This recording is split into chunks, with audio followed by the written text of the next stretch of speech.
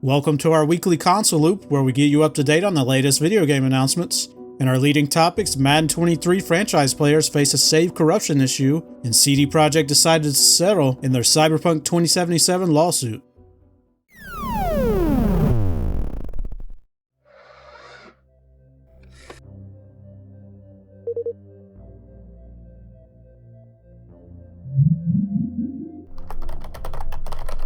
CD Projekt launched Cyberpunk 2077 at the end of 2020 in what most would call a broken state on consoles. As a result, not only did they have to offer refunds, but Sony itself removed the game from the PlayStation Store. So you can only imagine what would happen to their stock price, which plummeted, and investors who were led to believe the game was in great shape started a class action lawsuit. CD Projekt has now reached a settlement with its investors and will pay out $1.85 million.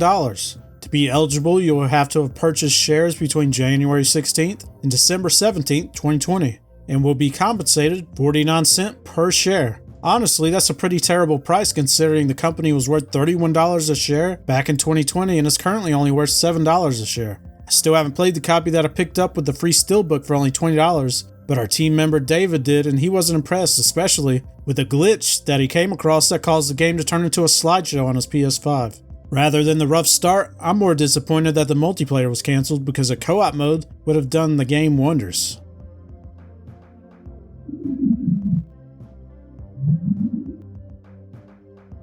IO Interactive is repacking the Hitman trilogy into a new package that they're calling Hitman World of Assassination. If you own Hitman 3 starting January 26th, you'll be upgraded to Hitman World of Assassination for free. So if Hitman 3 is currently in your collection, you'll be getting Hitman 1 and 2 for free. Along with the changes, the first two games will no longer be sold individually, so you'll have to purchase this new collection if you're interested in any of them, and it'll set you back $70.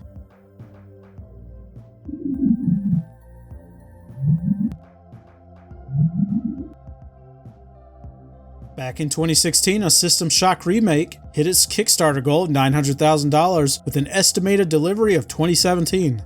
Well, they obviously didn't hit their target date, but it seems that it might finally release in March of this year. In a new post on their Kickstarter page, the developer Night Dive Studios has shared an update. They said with the March launch window fast approaching, the project has changed a lot in the past few years, and it sounds like they've been able to polish a game that they're proud of. But if you're interested in seeing some of the quality of life changes they've made, check out their Kickstarter page because they show a few clips and screenshots.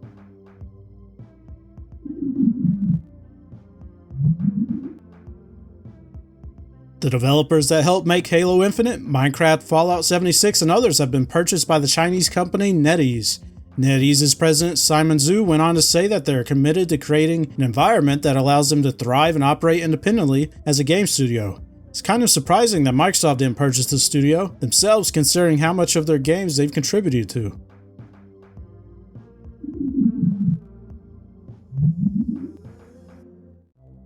Ever since it was released, the PlayStation 5 has been unable to keep up with demand.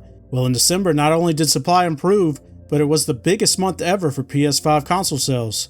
This burst of sales brought the total to more than 30 million units sold worldwide. PlayStation CEO Jim Ryan also said that everyone who wants a PS5 should have a much easier time finding one at retailers globally going forward.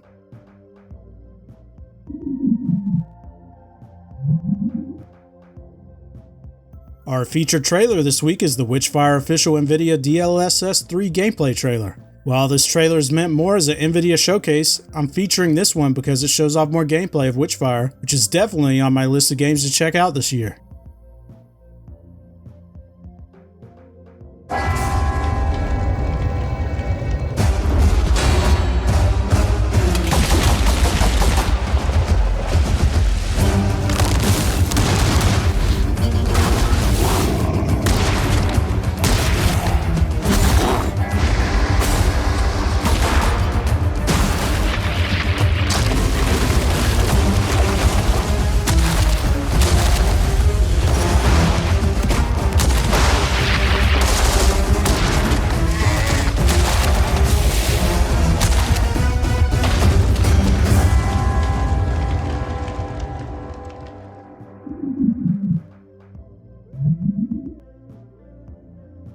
Doesn't look good for those that played Madden NFL 23 as EA has said a data storage issue has resulted in franchise saves being corrupted.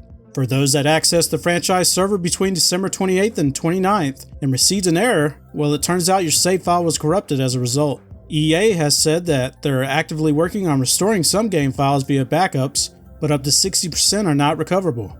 I haven't played Madden in years, but if this happened to one of my game saves that I've invested a lot of time into, I probably wouldn't ever play again. What do you think about the current state of game saves on consoles? Let me know in the comments.